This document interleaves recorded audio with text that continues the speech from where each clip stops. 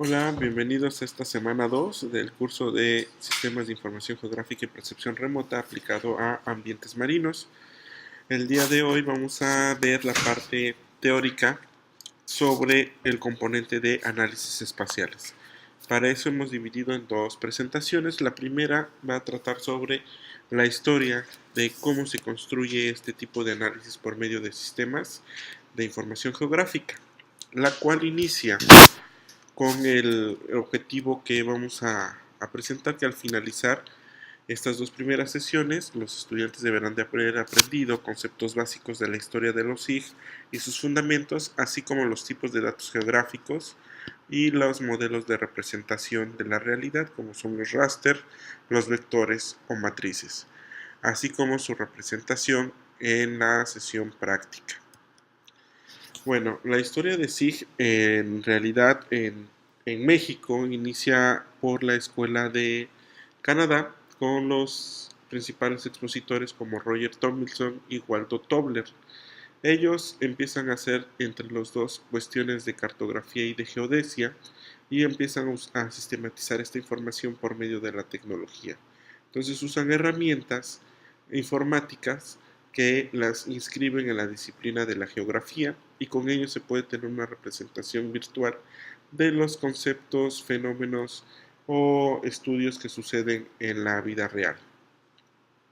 Entonces les decía, inicia con la percepción remota, inicia desde la astronomía. Algunos dicen que la percepción remota es hacer astronomía pero viendo hacia la Tierra. Entonces desde ahí toman sus conceptos. Luego sigue Galileo con sus telescopios, el globo aerostático en 1783 y se empieza a tener las primeras tomas aéreas de una ciudad. En 1858 se desarrolla la primera cámara fotográfica y en el 60 inicia la escuela canadiense en cuanto a los usos de herramientas y tecnologías y software para representar el análisis cartográfico.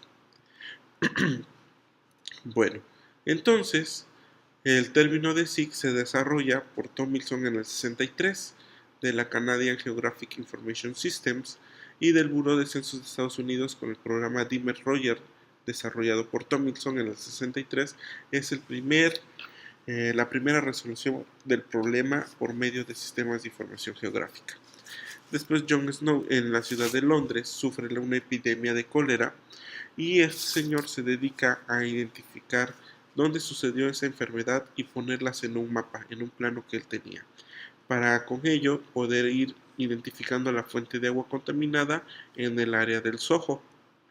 Estos son los mapas que tenía y ya a la derecha es una representación más actual de cómo fue identificando la fuente de esta contaminación o de esta cuestión de salud pública.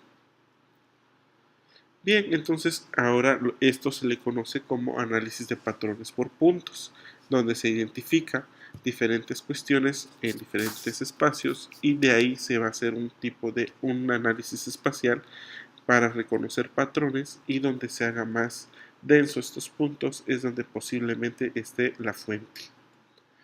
Bueno, también en la parte ancestral de México, los amotols que funcionaban como forma de ubicar las riquezas que tenían los antepasados, dónde estaban las fuentes de maíz, dónde estaban las fuentes de agua, etcétera. Todo eso lo tenían ya registrado en diferentes tablas donde funcionaba como su almacenamiento o biblioteca. Y en realidad, ¿qué es un mapa? O en sí, ¿qué es un mapa? Pues podemos decir que es un mapa, es una representación de la realidad que guarda proporción con esta realidad.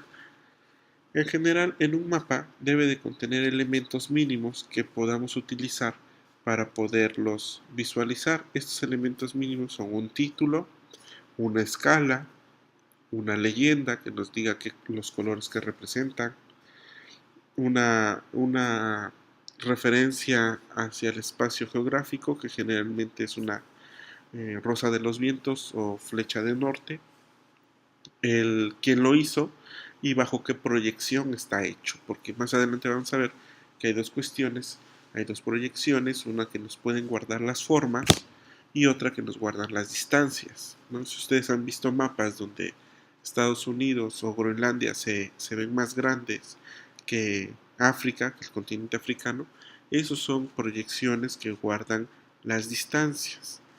Pero también va a haber otros mapas donde estos países se puedan ver más pequeños en proporción a África, y esos son los que guardan las formas.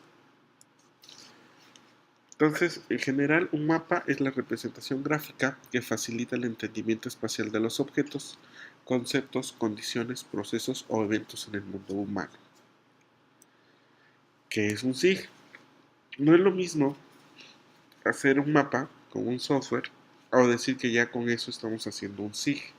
Un SIG, como veremos, es una herramienta de análisis espacial para resolver problemas por medio de modelos que permitan encontrar patrones, entender cuáles son los eventos que dan origen a estos fenómenos que se estudian. Y también otros los consideran como un arte de expresar la forma más abstracta posible de la realidad. Entonces, si vemos en estas dos definiciones, un SIG va más allá que un software, que una persona o que una computadora. Un SIG va a ser todo un sistema compuesto por 5 elementos: las personas, la información o datos, el software, el hardware y lo que hagamos con esos datos, el análisis de esos datos. Esto sería un SIG. Entonces un SIG no es un lugar, no es un programa, no es un especialista y mucho menos serán datos, ¿sale? Bueno, entonces para un SIG tenemos que tener lo denominado que le dicen la cruz del SIG, que es manejar relaciones espaciotemporales entre diferentes objetos de un mismo tema o de varios temas en el tiempo. Así podemos ver diferentes portales en Internet que integran información de biodiversidad, de catastro, de agua o de alcantarillado, y que generan ya diferentes relaciones espacio-tiempo a diferentes cuestiones. En general, un SIG debe de responder por qué un evento se da en cierto espacio y tiempo y no en otro, cuáles son los factores que desencadenan ese evento y si existe un fenómeno espacial o es un fenómeno azaroso. Por ejemplo, en el último, recordemos este mapa de Jon Snow. ¿Era un fenómeno azaroso o era un patrón? Respondería un patrón. Entonces él descubrió que respondería a un patrón, que era una fuente de contaminación de comida donde había ratas y estas contaminaban el agua, que posteriormente infectaban de cólera a las personas. Entonces, esto nos va a llevar a la primera ley de la geografía, desarrollada por Tauber en el 53, donde nos dice que todo está relacionado con todo, pero los objetos cercanos están más relacionados que los que están distantes. Esta ley es importante. ¿Por qué? Porque aquí nos dice que entonces si yo tengo un parche de bosque en un píxel, lo más seguro o lo más probable es que los píxeles vecinos sean parches de bosque. Y así sucesivamente. Cuando se empiece a encontrar una degradación de este bosque, el siguiente píxel lo más seguro es que tenga más degradación de ese bosque. Con esta primera ley de la geografía se han podido hacer diferentes análisis espaciales y desarrollado los algoritmos de interpolación que veremos por ahí de la semana 4. Bueno, la primera tarea que les vamos a encargar es que ustedes definan o tengan su propia definición de un SIG después de haber leído esta lectura, que la van a encontrar en el Drive, y con base en esa lectura ustedes no se pueden ubicar diferentes en un plano muy sencillo. Si no tienen conocimientos de SIG, no importa, en una hoja, así como lo hizo Jon Snow, pueden dibujar un planito y en ella, no sé, ubicar los aires acondicionados que tengan en su campus o en su casa o en su colonia. Ahí le pueden preguntar las temperaturas o preguntar el tiempo que se encuentran prendidos o poner cuántos árboles hay por manzanas, algo que ustedes puedan identificar fácil, no les cueste trabajo y puedan tener esa representación. ¿Con qué finalidad? Con la finalidad de que ustedes vayan teniendo idea, uno, de la escala espacial, es decir, qué tan grande voy a dibujar mi colonia, mi cuadra, con referencia al objeto que quiero inventariar. Dos, que vayan haciendo este análisis de patrones. A lo mejor encuentran que una cuadra tiene más árboles que otra. ¿Por qué será que esa cuadra tenga más árboles?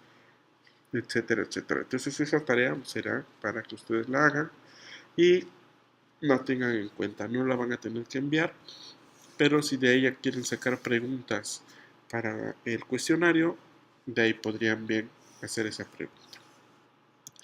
Bueno, esta sería la primera parte de la parte conceptual y más adelante veremos la segunda parte. Gracias.